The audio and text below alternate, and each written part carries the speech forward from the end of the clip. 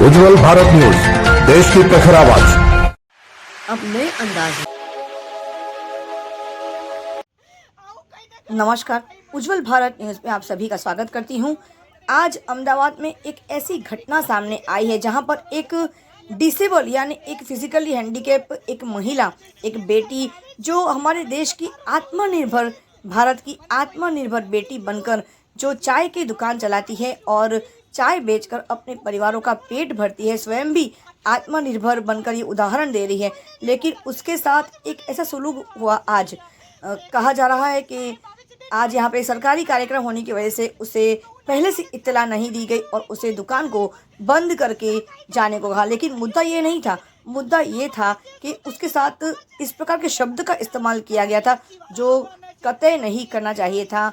सरकारी कर्मचारी होने के नाते उसको पता होना चाहिए था कि महिलाओं के साथ, सीनियर सिटीजन के साथ और बच्चों के साथ किस तरह से पेश आना चाहिए, क्योंकि वो एक आखिर पब्लिक सर्वेंट है और ये जो महिला है वो अपना जीवन चलाने के लिए वो आत्मनिर्भर अपने पैरों पे खड़ी होना चाहती है। वो भीख नहीं मांग रही है, वो काम कर रही है, वो कमा रही है। आत्मनिर्भर भारत की आत्मनिर्भर बेटी के साथ इस प्रकार के सलूक जब होते हैं तब हमें कभी भी मानना नहीं चाहिए या उसे प्रोत्साहन नहीं देना चाहिए। हमें पूरे ज़ोर से विरोध करना चाहिए और इस लड़की ने हिम्मत दिखाई और पूरे ज़ोर से अपने उसके लिए जो गलत शब्दों का इस्तेमाल किया गया, जिस प्रकार से कहा गया, जिसको व्यवहार किया गया, उसने पूरे ज़ोर से अपने शब्दों के माध्यम से उस महिला ने विरोध किया है। आइए सुनते हैं ये अहमदाबाद की नेहा भट्ट इस मामले को लेकर अपने शब्दों में उज्जवल भारत के साथ जब उन्होंने चर्चा की तो क्या कहती है। और हमारे जो सीनियर रिपोर्टर है केयूर ठक्कर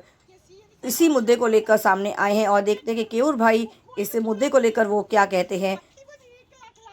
केयूर जी, आज जो अहमदाबाद में घटना घटी है, जो लड़की ने जिस तरह से उसका वीडियो जिस तरह से जिस पैमाने में इस तेज गति से वायरल हुआ है, उस घटना को लेकर आप वहाँ पर क्या कहना चाहते हो? इस मामले को लेकर जो घटना इतनी तेजी से वायरल हो रहा है, तो क्या आपको क्या लग रहा है कि कल ये मामला कहाँ तक पहुँचेगा?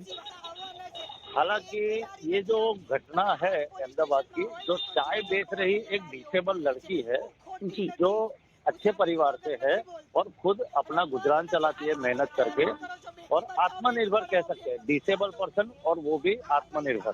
जी, तो ये जो मोटो है वो बढ़िया है। ऑटोमेटिकली वो मोदी जी को के जो शब्द है आत्मनिर्भर, उसके ऊपर पूरा मैं जाऊंगा कि यहाँ पे गुजरात के अंदर ऐसे लोग हैं जो डिसेबल होने के बावजूद खुद का काम कर लेते हैं या कुछ छोटा मोटा रोजगार करके अपना गुजरान चलाते हैं। बिल्कुल। पर कहीं ना कहीं इनको परेशान किया जाता है। आज का ही वाकया है, आज की ही घटना है। करीब 3 या 4 बजे के बीच में जो रिवर फ्रंट है साबरमती का, जी, उसके आसपास इनकी कहीं चाय की टपरी चलती है या ठेला चलता है, जी, जो कि वहाँ पे सीएम साहब आने वाले थे, गुजरात के सीएम माननीय भूपेंद्र भाई पटेल आने वाले हैं। ऐसी कोई जानकारी मिलने पे अहमदाबाद के एस्टेट डिपार्टमेंट के यानी कि जबान खाते वाले जो अधिकारी गण है वो वहाँ पे गए थे और इनको कुछ हटाने के लिए कुछ कहा गया था या कुछ परेशान किया गया था। जी, हो सकता है कि इनके जो आंसू दिख रहे हैं, इनकी जो बात कही गई है वायरल वीडियो के अंदर, तो कहीं ना कहीं इनको परेशान किया जाता है। ऐसी घटना लग रही है जो बहुत तेजी से ये वीडियो वायरल हुआ है। सारे पत्रकारगण इस घटना को कुछ अलग तरीके से देख रहे हैं कि आज ये कैसे हो सकता है।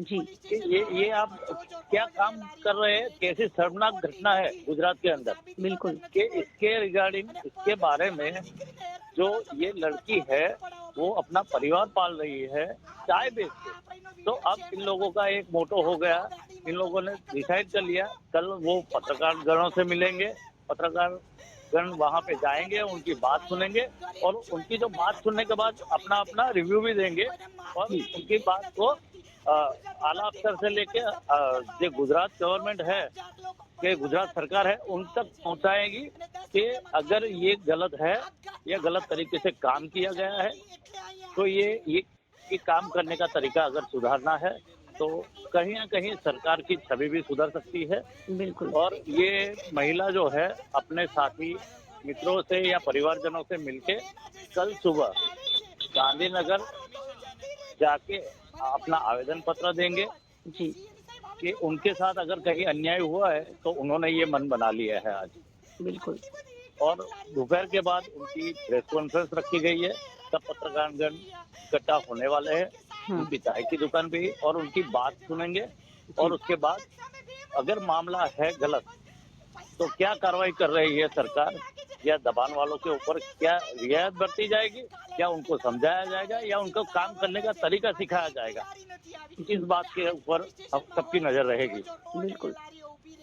केवल जी, सबसे बड़ी बात यह है कि हमारे देश का जो प्रधानमंत्री है, उन्होंने भी अपनी शुरुआत, जिंदगी की शुरुआत जो सफलता के आज जो ऊंचाई में पहुंच गए हैं, लेकिन उन्होंने भी कभी ना कहीं अहमदाबाद के सेशन में उन्होंने अपना व्यवसाय चाय बेचकर शुरू की थी, याद है हम सभी को। और तो उसके बाद हमारे नरेंद्र भाई मोदी भी एक स्टॉल पर चाय बेचने का काम करते थे, आत्मनिर्भर बनकर अपने आत्मसम्मान को कभी उन्होंने मिटने नहीं दिया। और आज हमारे देश की लड़की जो बेटी है, जो आत्मनिर्भर होने के प्रयास कर रही है, आत्मनिर्भर बन चुकी है। और सबसे बड़ी बात है कि वो एक डिसेबल लड़की है, उसके बावजूद भी वो किसी पे निर्भर नहीं है, लेकिन कुछ गलत नकारात्मक सोच वाले लोगों की वजह से उसे इतनी सारी जो तकलीफें है उनका सामना करना पड़ा है। तो हमारे देश की जो सरकार है वो एक तरफ कहती है कि बेटी पढ़ाओ बेटी बचाओ, लेकिन कहीं ना कहीं निचले स्तर के लोगों में ये देखा गया है केवल जी कि जो सरकार की योजनाएं हैं उनके बाद भी हमारे देश के कुछ ऐसे नकारात्मक सोच के लोग हैं जो इन जैसी महिलाओं को, जो कमजोर होती है, जो हो सकता है कि वो लोग नहीं जवाब दे पाती, लेकिन इस लड़की ने जो डटकर सामना किया है, इन लोगों को जवाब दिया है, मैं सच में ऐसी औरतों को, ऐसी महिलाओं को मैं सलाम करती हूँ। आप क्या कहते हैं इस बारे में? जी, ये आपने जो सही बताया कि नरेंद्र भाई मोदी जो हमारे देश के बड़ा प्रधान है, मणिनगर से भी वो विधायक भी रह चुके हैं, इलेक्शन भी लड़े हुए हैं, और गुजरात के सीएम भी रह चुके हैं। आज उनके पास जो सत्ता है वो कहीं ना कहीं आम आदमी की दी हुई देन है। बिल्कुल। और पूरे देश को एकजुट करके एक सही तरीके से और आत्मनिर्भर करके, और लड़कियों के लिए, लेडीज के लिए, महिलाओं के लिए जो कहा जाता है कि भाई आत्मनिर्भर और बेटी बढ़ाओ बेटी पढ़ाओ बेटी बचाओ, ये सब जो स्लोगन्स है, ये जो सब स्लोगन बनाए गए हैं, तो कहीं ना कहीं वो दबे हुए हैं, या तो उनको दबाया जाता है जी, ऐसा लग रहा है। अगर ये घटना के कंपेयर में देखेंगे, कंपेरेटिव करेंगे, तो यहाँ इनको दबाया जाता है, ऐसा लग रहा है। वो महिला रो के बिलबिला के अपनी बात कह रही है, और पुलिस अधिकारी महिलागण भी वहीं पे है, मौजूद है, या एएमसी वाले महिलागण भी दिखे जाते हैं जी। और ये जो एएमसी के महिला अधिकारी जो है दूसरे, वो भी वहीं दिखे जा रहे हैं वीडियो में जी। पर सब मुंडियां हिला रहे हैं, पर कोई उनको यूं नहीं बोल सकता कि भाई आपने ये क्यों किया और आप ये मामला यहीं पे खत्म करो और हम आपको रिक्वेस्ट करते हैं, ऐसा कोई नहीं दिख रहा है। उल्टा कि वहाँ के जो गए हुए अफसर है फोन पे लग जाते हैं, किसी न किसी आला अफसर को फोन करके बताते हैं कि ये घटना हो रही है, ये वाकया हो रहा है, यहाँ पे ये हो रहा है। अरे भाई साहब, आप, वो मैडम बोल रही है, महिला बोल रही है कि आप क्यों कभी भी शांति से या रियायत बरतते हुए या पोलाइटली बोल नहीं सकते? आप कहीं ना कहीं जाओगे, कहीं भी काफिला जाता है सीएम का, पीएम का, तो वहाँ पे एक माहौल ऐसा बन जाता है कि सबको हटा दिया जाता है। अरे वो भी इंसान है, वो भी उसका दाना पानी चलाता है, बिल्कुल। तो उसको कहीं ना कहीं आप एक दिन पहले बोल दो। इनको एडवांस टेक्नोलॉजी का यूज करना आता है, बिल्कुल ठीक है, पर एडवांस में काम करना नहीं है किसी को। एडवांस में काम नहीं करा, एक दिन पहले जाके बोल दो उनको, वो हट जाएंगे। वो खुद बोल रहे हैं, वीडियो में सुनाई देता है, स्पष्ट बकायदा सुनाया गया है कि आप हमको प्यार से और अच्छे से या एक दिन पहले या थोड़े समय पहले बोल दो, हम हट जाएंगे। तो ये काम नहीं हो सकता है, पर करना नहीं है। ये हिंदुस्तान है और संविधान के हिसाब से बात होगी तो हम संविधान की बात करेंगे, अपने हक की बात होगी तो अपने हक की बात करेंगे, और गलत तरीके से बात करेंगे ना तो गलत तरीके हम स्क्रीन पे ले आएंगे, दुनिया को दिखाएंगे कि हमारे हिंदुस्तान में ये भी होता है। बिल्कुल, ये गलत चीज है कहीं ना कहीं बिलबिलाती महिला की। अब कौन सुनेगा, ये देखना रहा। बिल्कुल, यही घटना पिछले 6 महीने से मणिनगर विधानसभा विस्तार में भी हो रही है जी, जिसका वीडियो हमने आगे भी चलाया था जी, कि गरीबों को हटाना या गरीबी हटानी है, यही स्लोगन हो गया था मेरा। उस दिन मैं भी वही सोच रहा था कि रोड उसके ऊपर काम करते हुए लोगों को, लारी ठेले वालों को दम मार के हटाया जा रहा है, दादागिरी करके हटाया जा रहा है, या दबाने वाले उनको ले जाते हैं, सामान लूट लेते हैं और फिर लूट ही लेते हैं, यही बोलते हैं ना, क्योंकि वो वापस आता है तो आधा सामान गायब होता है उसमें, ना पंच केस होता है ना कुछ होता है, और उसके बाद फिर 45 दिन बाद फॉर्म भरो, ये करो, वो करो, फिर जान पहचान होती है तो तुम्हारा 2 दिन में छूट जाता है। वो जान पहचान क्या होती है, वो गुलाबी कलर की नोटों की बात आ जाती है भाई। तो ये पिछले 6 महीने से ये 2 वीडियो आगे भी चले थे ना, इसका रीजन यही है कि हर जगह पे एसेट डिपार्टमेंट की कहीं ना कहीं मनमानी चालू रही है, और ये आगे भी दिवाली से लेकर आज तक मणिनगर के अंदर भी आप देखो ना, तो हम लोग रोज डेली देख रहे हैं कि 1-2 ग्रुप पड़ चुके हैं। वो एक यहाँ पे अभी 2 दिन 21 तारीख की बात मैं बताऊँ आपको कि जहाँ पे लारी वाले लारी अपनी खुद रखते हैं बंद करके, जहाँ पे वहाँ से लारी निकाल के लेके गए। ये क्या दादागिरी होगी डिपार्टमेंट की? ये कौन सा डिपार्टमेंट ऐसा है कि कहीं लारी रखी हुई है वहाँ से आप उठा के ले जाओगे? जो रोड पे तो खड़ी भी नहीं थी, ऐसा बोल रहे हैं लारी वाले। उनका भी मैंने वीडियो के लिए बोला है कि आप अपना स्टेटमेंट दे दीजिए ट्रेन पे आके, हम चला देते हैं। ठीक है, तो ये छोटी घटना नहीं है, ये क्या हो रहा है हिंदुस्तान के अंदर और अहमदाबाद के अंदर, गुजरात के अंदर, क्या करना चाहते हैं यही मालूम नहीं पड़ता। अब तो आम आदमी तो जिए या मरे, क्या करे? बेचारा शाम को 500 रुपए कमाने के चक्कर में 5000 का देवा करके और उधारी करके माल भरेगा, और शाम को समझो 4000 का घाटा हो गया। क्या हुआ? तो बोले लारी चली गई। क्या करेगा धंधा? ये दिक्कत है हिंदुस्तान की और ये गुजरात की, और ये कड़वा सच है और है।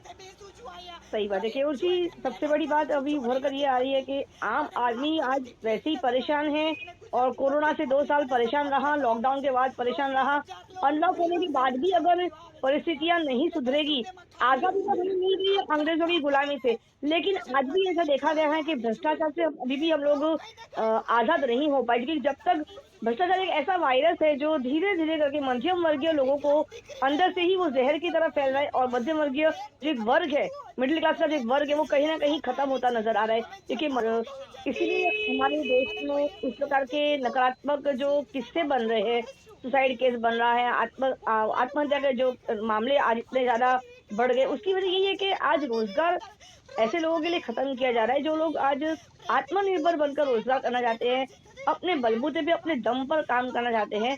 क्योंकि कहा जा रहा है कि ये हमारा देश जो है आज विश्व गुरु बनने जा रहा है, और आत्मनिर्भर भारत हम कहते हैं, इस वर्ष को हम लोग ने कहा है आत्मनिर्भर भारत।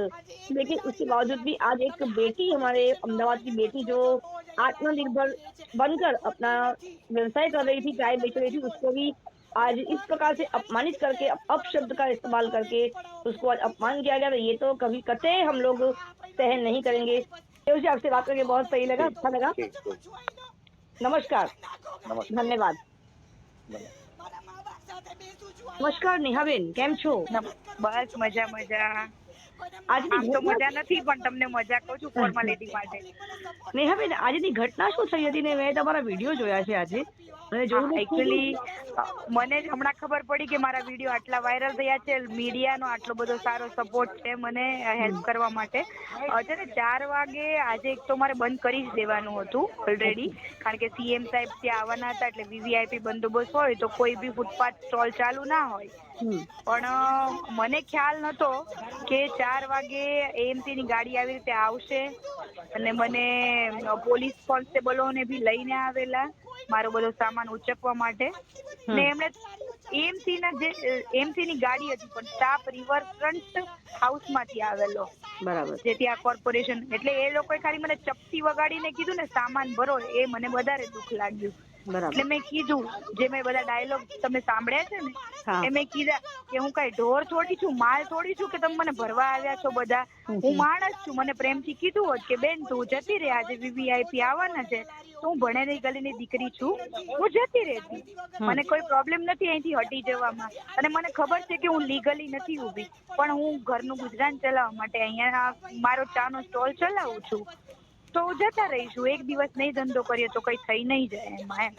પણ એ લોકો ના માને. પછી મેં એવું કીધું કે ભાઈ તમને કોણે કીધું છે મને હટાવવાનું? તમે મને રિટર્નમાં આપો, તેથી મારે કાયદેસરની કાર્યવાહી કરવી હોય કે સીએમ સાહેબની પરમિશન લેવી હોય કે કોર્પોરેટરની પરમિશન લેવી હોય તો હું કહી શકું કે આ વ્યક્તિ દ્વારા આટલા લોકો મને હટાવવા આવેલા.